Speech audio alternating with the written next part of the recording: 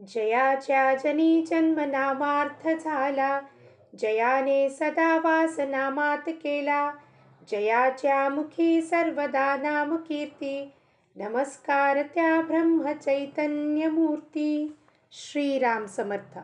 ಎಲ್ಲ ಆತ್ಮಜ್ಯೋತಿಗಳಿಗೆ ಸಾಷ್ಟಾಂಗ ಪ್ರಣಾಮ. ಇಂದಿನ 23 ಡಿಸೆಂಬರ್ ಶ್ರೀ ಮಹಾರಾಜರ ಪ್ರವಚನ. ನಾಮವು ರೂಪಕ್ಕಿಂತಲೂ ವ್ಯಾಪಕವಾಗಿರುತ್ತದೆ. ನಾಮವು ರೂಪಕ್ಕಿಂತಲೂ ವ್ಯಾಪಕವಾಗಿರುತ್ತದೆ. ವ್ಯಾಪಕ ಅಂದರೆ ಎಕ್ಸ್ಪಾಂಡೆಡ್. ನಾಮ ಹೆಂಗಿದೆಯಪ್ಪ? ನಾಮ ಆದಿ ಮಧ್ಯ ಅಂತ್ಯರಹಿತ.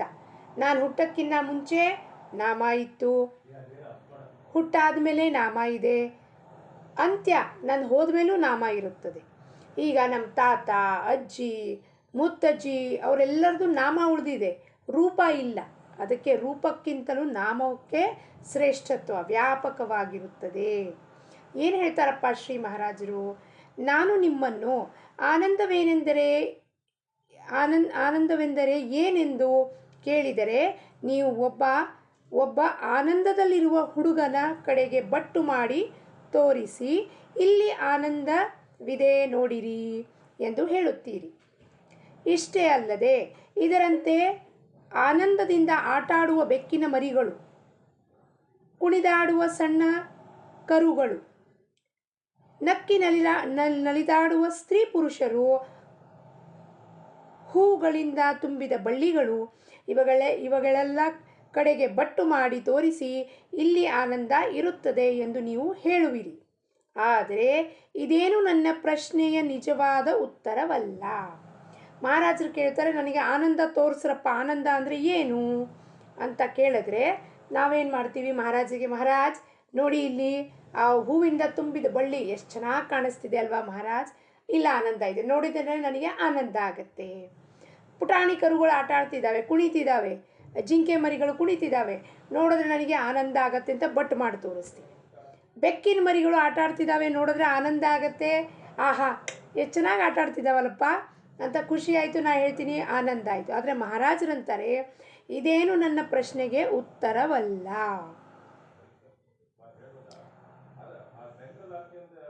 ಆನಂದದಲ್ಲಿ ಇರುವ ವಸ್ತುಗಳ ಯಾವುವು ಎಂಬುದು ನನ್ನ ಪ್ರಶ್ನೆ ಇರದೆ, ಆನಂದವನ್ನು ತೋರಿಸಿರಿ ಎಂದು ಕೇಳಿರುತ್ತೇನೆ.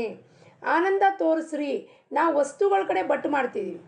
ಬೆಕ್ಕು ನೋಡ್ರಿ ಮಹಾರಾಜ್, ಇದು ಕರುಗಳು ನೋಡ್ರಿ ಮಹಾರಾಜ್, ನಗ್ತಿದಾರೆ ನೋಡ್ರಿ ಮಹಾರಾಜ್, ಹೂವಿನ ಬಳ್ಳಿ ನೋಡ್ರಿ ಮಹಾರಾಜ್, ಆ ವಸ್ತುಗಳ ಕಡೆ ಬಟ್ಟು ಮಾಡಿ ಆನಂದ ಅಂತ ತೋರಿಸ್ತಾ ಇದ್ದೀವಿ. ಮಹಾರಾಜರು ಆನಂದ ಅಂದರೆ ಏನು ಅಂತ ಕೇಳ್ತಿದ್ದಾರೆ. ಆನಂದಪೂರ್ಣ ವಸ್ತುಗಳಲ್ಲಿ ಆನಂದವಿರುತ್ತದೆ, ಆದ್ದರಿಂದ ವಸ್ತುವೇನೂ ಆನಂದವಲ್ಲ. ವಸ್ತು ಯಾವುದು ಆನಂದ ಅಲ್ಲ. ಆನಂದಪೂರ್ಣ ವಸ್ತುಗಳಲ್ಲಿ ಬೆಕ್ಕಿನ ಮರಿ ನೋಡಿದ್ರೆ ಆನಂದ ಆಯಿತು, ಕರು ಮರಿ ನೋಡಿದ್ರೆ ಆನಂದ ಆಯಿತು, ಆದರೆ ಅದೇನು ಆನಂದವಲ್ಲ. ಅಂದರೆ ಆನಂದವೂ ಒಂದೇ ಇರಬೇಕು. ಏಕೆಂದರೆ ಎಲ್ಲ ಕಡೆಗೂ ಪ್ರಾಪ್ತವಾಗದ ಆನಂದಕ್ಕೆ ನಾವು ಒಂದೇ ಶಬ್ದವನ್ನು ಉಪಯೋಗಿಸುತ್ತೇವೆ. ಈಗ ನಾವು ಆನಂದ ಏನಪ್ಪ ಅಂದರೆ, ನಾವು ರಿಸಾರ್ಟಿಗೆ ಹೋಗಿದ್ವಿ, ಆನಂದ ಆಯಿತು. ಇನ್ನೊಂದು ಕಡೆ ಹೋಗಿದ್ವಿ, ಆನಂದ ಆಯಿತು. ಆದರೆ ಮಹಾರಾಜರಂತಾರೆ, ಆನಂದ ಅಂದರೆ ಏನು? ರಿಸಾರ್ಟು ಒಂದು ವಸ್ತು, ಅಲ್ಲಿ ಹೋದರೆ ಆನಂದ ಆಯಿತಾ ನಿಮಗೆ ಅಂದರೆ ಆ ಆನಂದ ಚಿರಕಾಲ ಉಳಿಯೋದಂಥದ್ದು ಅಲ್ಲ.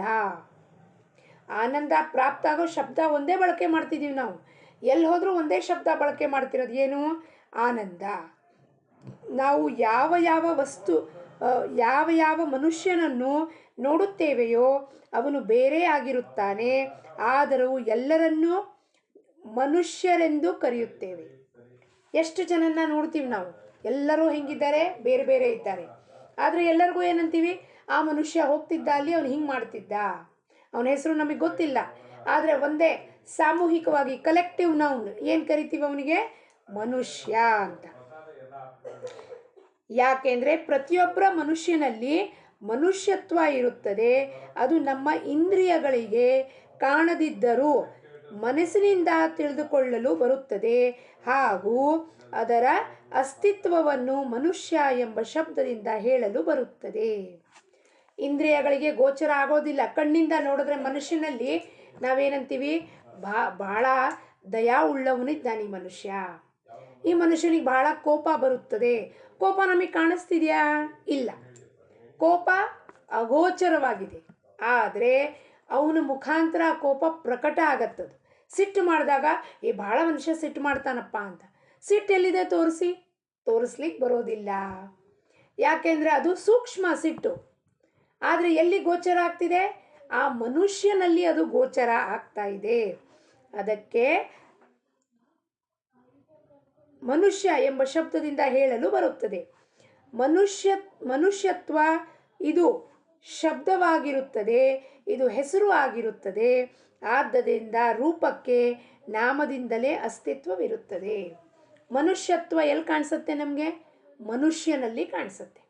ಇದು ಒಂದು ಶಬ್ದ ಮನುಷ್ಯತ್ವ. ಇಂಗ್ಲೀಷ್ನಲ್ಲಿ ನಾವು ಅಂತೀವಿ ಟ್ರೂತ್, ಆನೆಸ್ಟಿ, ಬ್ರೇವರಿ, ಕೈಂಡ್ನೆಸ್. ತೋರಿಸ್ರಪ್ಪ ಕೈಂಡ್ನೆಸ್ ಅವನಲ್ಲಿ.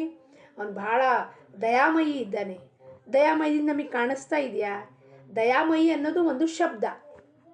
ಆ ಶಬ್ದ ಯಾರಿಗೆ ಅಂಟುಕೊಂಡಿದೆ? ಆ ರೂಪಕ್ಕೆ ಅಂಟುಕೊಂಡಿದೆ. ಸಂತರನ್ನು ನೋಡೋದ ಕೂಡಲೇ ನಾವೇನಂತೀವಿ? ಭಾಳ ಕೃಪಾಸಾಗರ ಇದ್ದಾರ್ರಿ. ನಿಮಗೆ ಸಾಗರ ಕಾಣಿಸ್ತಾ ಇದೆಯಾ? ನಮಗೆ ಸಾಗರ ಕಾಣಿಸ್ತಾ ಇದೆಯಾ? ಇಲ್ಲ. ಕೃಪಾ ಕಾಣಿಸ್ತಾ ಇದೆಯಾ? ಇಲ್ಲ. ಆದರೆ ಆ ರೂಪದ ಜೊತೆಗೆ ಆ ಶಬ್ದ ಅಂಟುಕೊಂಡಿದೆ. ಏನಪ್ಪ? ಆ ರೂಪದ ಜೊತೆಗೆ ಏನು ಶಬ್ದ ಅಂಟುಕೊಂಡಿದೆ? ದಯಾಮಯಿ, ಕೃಪಾಸಾಗರ. ಅವನನ್ನು ನೋಡಿದಾಗ ಆ ಭಾವನೆ ನಮಗೆ ಉಕ್ಕಿ ಬರುತ್ತದೆ. ಅಸ್ತಿತ್ವ ಅಲ್ಲಿಂದಿದೆ. ನಾಮದಿಂದಲೇ ಅಸ್ತಿತ್ವವಿರುತ್ತದೆ. ಪ್ರತಿಯೊಂದು ವಸ್ತುವಿನ ಬಾಹ್ಯ ರೂಪವು ಅದರ ನಾಮದಿಂದಲೇ ಉಳಿದುಕೊಂಡಿರುತ್ತದೆ. ಪ್ರತಿಯೊಂದು ವಸ್ತು ನಾವು ಏನು ನೋಡಿದ್ರೂ ಕೂಡ ಜಗತ್ತಿನಲ್ಲಿ ಅದರದ್ದು ಬಾಹ್ಯ ರೂಪ ನಾಮದಿಂದಲೇ ಇರೋದು. ಹೂವು ಅದೆಲ್ಲ ಕಲೆಕ್ಟಿವ್ ನೌನ್. ಎಲ್ಲ ಹೂವಿಗೂ ಒಂದು ಹೆಸರು ಹೂವು. ಈಗ ಹೂ ಅಂದ ಕೂಡಲೇ ಕಣ್ಮುಂದೆ ಬಾಹ್ಯ ರೂಪ. ಗುಲಾಬಿ ಹೂ ಬಂತು, ಸಂಪಿಗೆ ಹೂ ಬಂತು, ಮತ್ತು ಗುಲಾಬಿ ಹೂ ಗಿಡಕ್ಕೆ ಮುಳ್ಳಿದೆ, ಮಲ್ಲಿಗೆ ಹೂ ಬೆಳ್ಳಗಿದೆ. ಇದೆಲ್ಲವೂ ರೂಪ. ಆದರೆ ಆ ರೂಪಕ್ಕೆ ಬೆಲೆ ನಾಮದಿಂದ ಇದೆ. ಅದಕ್ಕೆ ನಾಮದಿಂದಲೇ ಉಳಿದುಕೊಂಡಿರುತ್ತದೆ. ಆನಂದಪೂರ್ಣ ವಸ್ತುಗಳು ಅನೇಕವಿದ್ದರೂ ಅವುಗಳಲ್ಲಿರುವ ಆನಂದವೂ ಒಂದೇ ಇರುತ್ತದೆ. ಆದರೆ ಅನೇಕ ರೂಪಗಳು ಬರುತ್ತವೆ ಹಾಗೂ ಹೋಗುತ್ತವೆ, ಆದರೂ ನಾಮವು ಮಾತ್ರ ಶೇಷ ಉಳಿಯುತ್ತದೆ. ಅನೇಕ ರೂಪ 8ನೇ ಶತಮಾನದಿಂದ ಇಲ್ಲ, ತ್ರೇತಾಯುಗದಿಂದ ರಾಮ ಬಂದ, ರಾಮನ ರೂಪ ಹೋಯಿತು. ದ್ವಾಪರದಲ್ಲಿ ಕೃಷ್ಣ ಬಂದ, ಕೃಷ್ಣನ ರೂಪ ಅವತಾರ ಕಾಲ ಮುಗೀತು, ಅಂದರೆ ರೂಪ ಅಗೋಚರವಾಯಿತು. ನರಸಿಂಹ ಅವತಾರ ಬಂತು, ನರಸಿಂಹ ಅವತಾರ ಮುಗೀತು. ಆದರೆ ಶಂಕರಾಚಾರ್ಯರು ಬಂದರು, ಶಂಕರಾಚಾರ್ಯ ಅವತಾರ ಸಮಾಪ್ತಿ ಮಾಡಿದ್ರು, ರೂಪ ಎಲ್ಲ ಹೋಯಿತು. ಆದರೆ ಏನು ಉಳ್ಕೊಳ್ತು? 8ನೇ ಶತಮಾನದಿಂದ ಜ್ಞಾನೇಶ್ವರ ಮಹಾರಾಜ್ ಅಂತ ಅಂತೀವಿ. ಇವತ್ತಿಗೂ ಜ್ಞಾನೇಶ್ವರ ಮಹಾರಾಜ್, ಶಂಕರಾಚಾರ್ಯರು, ಕೃಷ್ಣ, ರಾಮ, ನಾಮ ಶೇಷ ಉಳಿಯುತ್ತದೆ. ಇಂದಿನವರೆಗೆ ಈ ಭೂಮಿಯ ಮೇಲೆ ಅಗಣಿತ ಸ್ತ್ರೀ ಪುರುಷರು ಹುಟ್ಟಿ ಬಂದರು, ಬಾಳಿದರು ಹಾಗೂ ಮರಣ ಹೊಂದಿದರು. ಆದರೂ ಮನುಷ್ಯತ್ವ ಇದ್ದಂತೆ ಹಾಗೇ ಇರುತ್ತದೆ.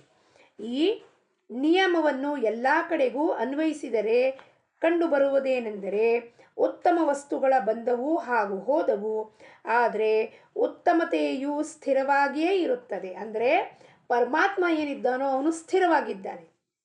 ಅವನಿಗೆ ಹುಟ್ಟಿಲ್ಲ, ಸಾವಿಲ್ಲ, ಜನ್ಮ ಇಲ್ಲ, ಮರಣ ಇಲ್ಲ.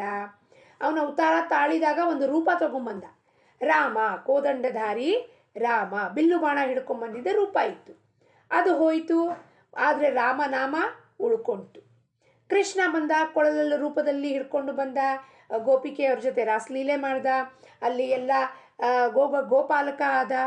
ಆದರೆ ಆ ರೂಪ ಹೋಯಿತು, ಕೃಷ್ಣ ಎಂಬುವ ನಾಮ ಉಳ್ಕೊಂತು. ಆದರೆ ಉತ್ತಮತೆಯು ಸ್ಥಿರವಾಗಿಯೇ ಇರುತ್ತದೆ. ಸುಂದರ ವಸ್ತುಗಳು ಬಂದವು ಹಾಗೂ ಹೋದವು, ಆದರೆ ಸೌಂದರ್ಯವು ಸ್ಥಿರವಾಗಿಯೇ ಇರುತ್ತದೆ. ಆನಂದವು ವಸ್ತುಗಳು ಬಂದವು ಹಾಗೂ ಹೋದವು, ಆದರೆ ಆನಂದವು ಸ್ಥಿರವಾಗಿಯೇ ಇರುತ್ತದೆ. ಅಗಣಿತ ಜೀವಗಳು ಬಂದವು ಹಾಗೂ ಹೋದವು, ಆದರೆ ಜೀವನವು ಸ್ಥಿರವಾಗಿಯೇ ಇರುತ್ತದೆ. ರೂಪಗಳು ಅನೇಕವಾಗಿದ್ದರೂ ನಾಮವು ಒಂದೇ ಆಗಿರುತ್ತದೆ. ಏಕೋಹಂ ಬಹುಸ್ಯಾಂ ಪ್ರಜಾಯೇತ್. ನಾಮ ಒಂದೇ ಇರೋದು, ಆ ಪರಮಾತ್ಮ ಎಂಬುವ ನಾಮ ಒಂದೇ ಇರೋದು. ಆದರೆ ನಾನಾ ರೂಪದಲ್ಲಿ ನಾನಾ ಅವತಾರ ತಾಳಿದ್ರು, ನಾನಾ ಜೀವರಾಶಿಗಳಲ್ಲಿ, ನಾನಾ ಗಿಡದಲ್ಲಿ, ನಾನಾ ಹೂವುಗಳಲ್ಲಿ, ಬೆಟ್ಟ ಗುಡ್ಡ ಮರ ಎಲ್ಲ ಹೆಸರು ಬೇರೆ ಬೇರೆ ಇದ್ರೂ ಕೂಡ ನಾಮ ಮಾತ್ರ ಇರೋದು ಒಂದೇ. ಅಂದರೆ ಎಲ್ಲವೂ ಬಂದಿರೋದು ಆ ಪರಮಾತ್ಮನಿಂದನೇ.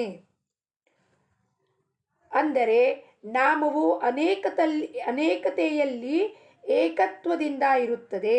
ಇದರ ಅರ್ಥವೇನೆಂದರೆ ನಾಮವು ರೂಪಕ್ಕಿಂತಲೂ ವ್ಯಾಪಕವಾಗಿರುತ್ತದೆ. ರೂಪವು ನಾಮದಿಂದ ಬೇರೆಯಾಗಿರಲು ಶಕ್ಯವೇ ಇಲ್ಲ. ನಾಮವು ರೂಪವನ್ನು ವ್ಯಾಪಿಸಿ ಪುನಃ ಶೇಷ ಉಳಿಯುತ್ತದೆ. ಈಗ ನಮ್ಮ ಅಜ್ಜಿ ಎಷ್ಟೋ ವರ್ಷಾನುಗಟ್ಟಲೆ ಅಜ್ಜಿ ಹೋದರೂ ಕೂಡ ಅಜ್ಜಿ ಎಂಬುವ ರೂಪ ಏನಿತ್ತೋ ಅದು ಹೋಯಿತು, ಬಂತು ಹೋಯಿತು. ಆದರೆ ಅಜ್ಜಿ ಹೆಸರೇನಿತ್ತೋ ಅದು ಕಾಯಂ ಹಾಗೆ ಉಳಿಯುತ್ತದೆ. ಅಂದರೆ ವ್ಯಾಪಿಸಿ ಪುನಃ ಶೇಷ ಉಳಿಯುತ್ತದೆ. ನಾಮವು ದೃಶ್ಯದ ಆಚೆಗೆ ಹಾಗೂ ಸೂಕ್ಷ್ಮವಾಗಿರುವುದರಿಂದ ಅದಕ್ಕೆ ಉತ್ಪತ್ತಿ ಹಾಗೂ ವಿನಾಶ, ವೃದ್ಧಿ ಹಾಗೂ ಕ್ಷಯ,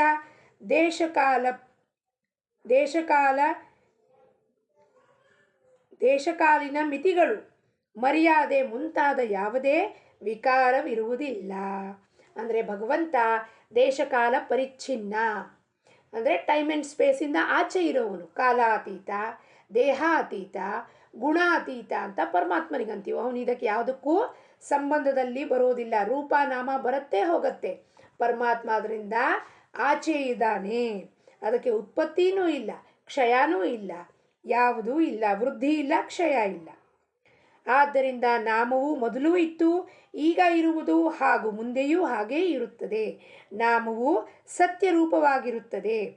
ನಾಮದಿಂದ ಅನೇಕ ರೂಪಗಳು ನಿರ್ಮಾಣವಾಗುತ್ತದೆ ಹಾಗೂ ಕೊನೆಗೆ ಅದರಲ್ಲಿಯೇ ಲೀನವಾಗುತ್ತದೆ.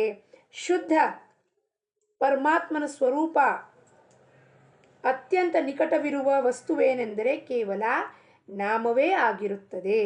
ಆದ್ದರಿಂದ ನಾಮ ತೆಗೆದುಕೊಂಡ ಮೇಲೆ ಭಗವಂತನು ನಮ್ಮ ಹತ್ತಿರ ಬಂದೇ ಆಗಿರುತ್ತಾನೆ. ನಾವು ಹೆಂಗೆ ನಾಮ ತಗೊಳ್ತಾ ಹೋಗ್ತೀವೋ ಆ ಪರಮಾತ್ಮನ ಸ್ವರೂಪ ನಮಗೆ ಗೋಚರ ಆಗ್ತಾ ಹೋಗುತ್ತದೆ. ಯಾವ ಪ್ರಮಾಣದಲ್ಲಿ ಯಾವ ಸ್ತರದಲ್ಲಿ ನಮ್ಮ ಸಾಧನೆ ನಡೆಯುತ್ತೋ ಆಯಾ ರೀತಿಯಲ್ಲಿ ಪರಮಾತ್ಮನ ಆ ರೂಪ, ಆ ಜ್ಞಾನ, ಆ ಭಕ್ತಿ ಗೋಚರ ಆಗ್ತಾ ಹೋಗುತ್ತದೆ.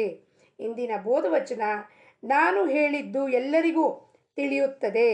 ಯಾರದು ಎಷ್ಟು ಸಿದ್ಧತೆ ಇರುತ್ತದೆಯೋ ಅವರಿಗೆ ಅಷ್ಟು ತಿಳಿಯುತ್ತದೆ, ಆದರೆ ಅದು ವ್ಯರ್ಥವಾಗುವುದಿಲ್ಲ. ಮಹಾರಾಜರಿನ ಬೋಧನೆ ಎಲ್ಲರಿಗೂ ತಿಳಿಯುತ್ತದೆ, ಅವರವರ ಒಂದು ಚೇತನಾ ಸ್ತರದ ಪ್ರಕಾರ.